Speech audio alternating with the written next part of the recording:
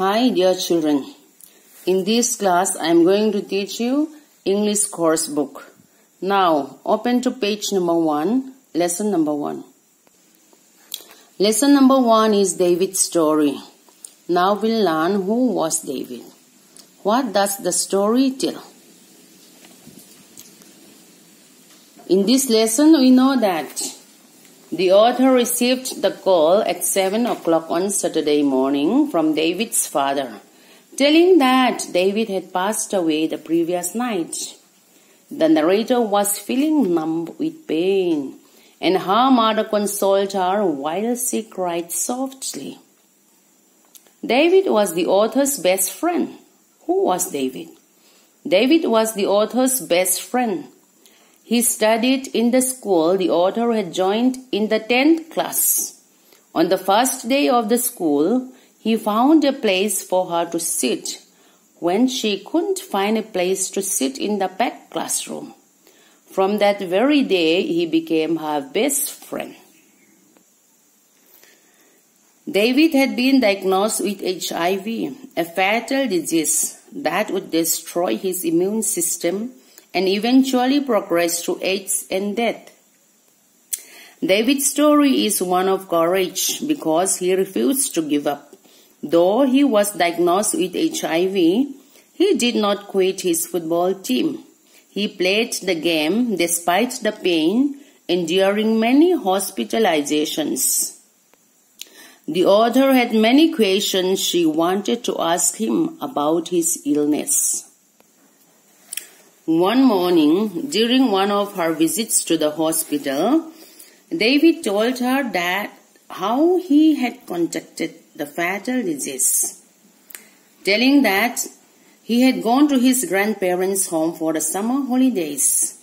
There he dated a girl for a couple of weeks and crashed into a friend's birthday party one night. Drinks were passed around and David also drank, though he hesitated at first. He spent the night with his girlfriend. In this manner, he contracted the fatal disease. He regretted that night ever since, because he did something what he should not do it. Though he was a broken boy with a broken dream with deep regrets, he had the will to pour out his heart and confess his mistake so that others will learn from him. Then the author hugged him and said goodbye, promising to visit him again soon. David had been in the hospital for several times. Though his health was deteriorating, he was always filled with a sense of humor, wearing a happy face for him, for her, and for his family. On one occasion, David advised Tete that life is beautiful and precious and should not be taken for granted.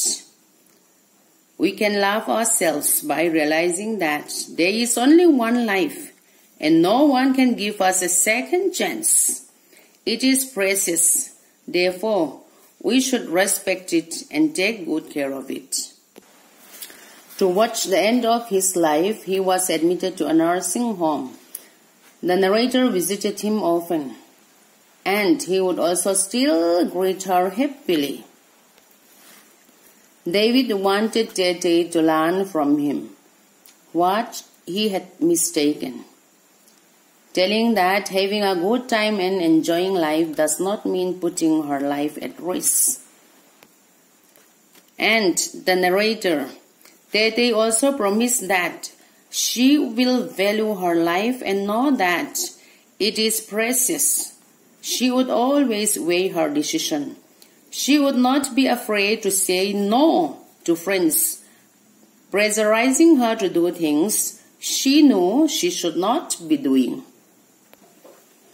After a year, she was standing beside his grave. She was filled with a deep sense of calm, peace, and well-being. She cherished the moment spent with him, and she reflected on the advice he had given her As she walked home, she was sure that David was watching her with love and concern. She knew that she was not alone.